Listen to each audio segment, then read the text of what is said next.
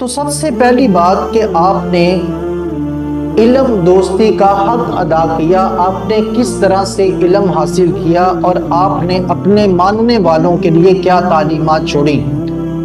آپ ان الفاظ کے ساتھ لوگوں کو نصیحت فرمایا کرتے تھے، اے بیٹے علم حاصل کرو اور مخلص بن جاؤ۔ ان الفاظ کے ساتھ آپ لوگوں کو نصیحت کرتے تھے، اے بیٹے علم حاصل کرو، علم سیکھ لو اور مخلص بن جاؤ، تاکہ کیا ہو تم ریاکاری کے کانٹوں سے بچ سکو اور اللہ کی رضا کے لیے علم حاصل کرو۔ یعنی اس طرح سے آپ علم کی طرف ترغیب دیا کرتے تھے لوگوں کو۔ اگر آپ کا خود ہم قول و عمل سیرت آپ کی دیکھیں کہ آپ نے کس طرح علم حاصل کیا ہے، تو یقیناً سن کے ہمیں خوشی ہوگی کہ الحمدللہ جن کو ہم مانتے ہیں انہوں نے کس طرح سے اس دین کے ساتھ علم کے ساتھ محبت کی ہے۔ آپ کی ولادت باسعادت 470 میں ہے اور آپ نے 90 سال زندگی گزاری ہے۔ آپ کی سیرت میں یہ ہے کہ ابھی آپ اس دنیا میں تشریف نہیں لائے تھے کہ آپ کے والد گرامی ابو صالح موسیٰ جنگی دوست، آپ کے والد گرامی کا نام تھا، ان کا سایہ سر سے اٹھ گیا۔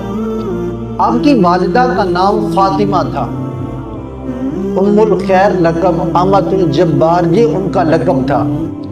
تو آپ نے اس کے بعد جو تربیت پائی ہے اور جو آپ نے پڑھا ہے، یہ نگرانی آپ کی والدہ کی تھی اور آپ کے نانا جن کا نام حضرت عبداللہ صومعی تھا، بہت بڑے بزرگ تھے، تو آپ کے نانا نے اور آپ کی والدہ نے آپ کی تربیت کی ہے، آپ کی پرورش کی ہے۔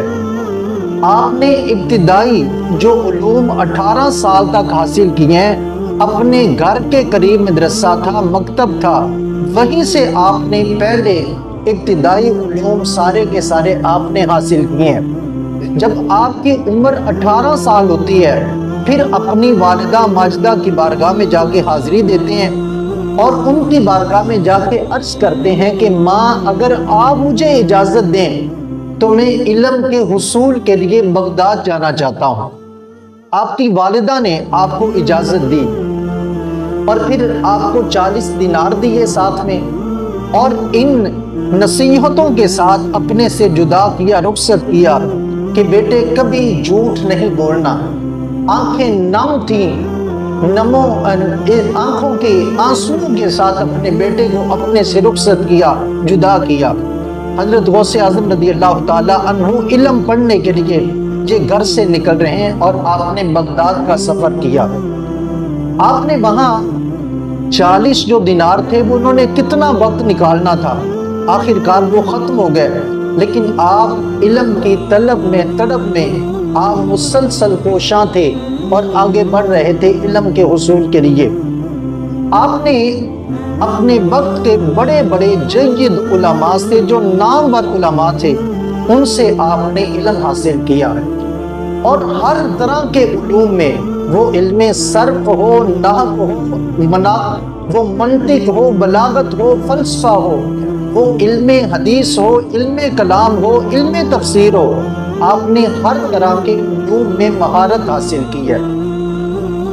اور آپ کا جو زمانہ طالب علمی ہے، کتنا مشکل کا ہے کہ مصائب عالم اس قدر آپ کے اوپر آئے کہ آپ خود ارشاد فرماتے ہیں کہ زمانہ طالب علمی میں جتنے مصائب و عالم کا میں نے سامنا کیا ہے، فرمایا کہ اگر وہ کسی پہاڑ کے اوپر گرتے تو وہ بھی نہ برداشت کر پاتا، وہ بھی پارا پارا ہو جاتا۔ اس قدر میں نے زمانہ طالب علمی میں مصائب و عالم برداشت کی ہیں۔ اس واسطے سفر کی صحبتیں اپنی جگہ پہ، پھر اپنے گھر سے دور ہونا، اپنے وطن سے دور ہونا، اپنے رشتہ داروں سے دور ہونا، یہ ساری کی ساری آزمائشیں ہیں۔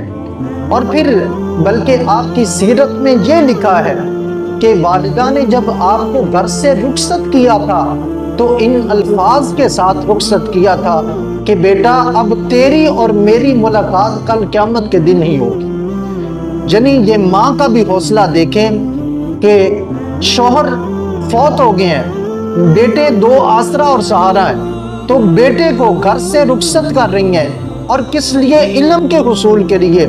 اور پھر یہ نہیں کہ بیٹا تو پڑھ کے تو میرے پاس واپس آ جانا فوراً، جا بیٹا علم میں مہارت حاصل کر، کمال حاصل کر۔ اور کہا کہ اب تیری اور میری ملاقات قیامت کے دن ہی ہوگی۔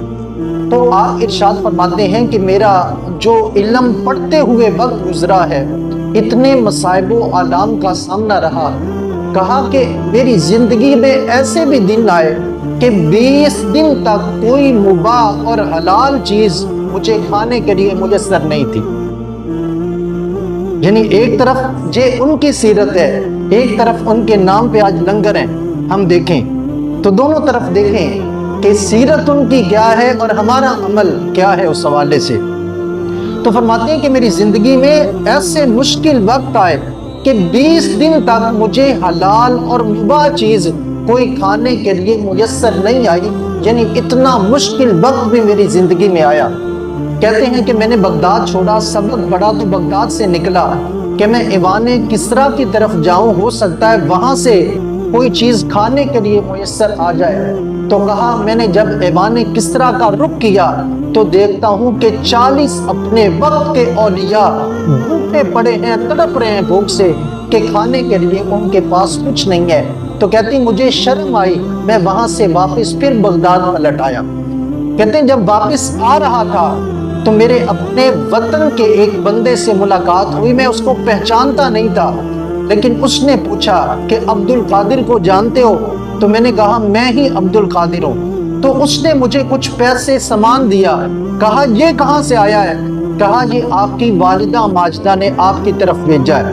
تو فرماتے ہیں میں نے اس کو لیا، پھر میں ایوان کسریٰ کی طرف گیا، وہ جو بھوک سے تڑپ رہے تھے ان کے اوپر پیسے میں نے صدقہ کیے، انہیں دیے، اور باقی جو کچھ بچا بغداد میں آیا، وہاں سے کھانا خریدا اور پھر فقراء کے ساتھ بیٹھ کے خود بھی کھایا اور ان کو بھی کھانا کھلایا۔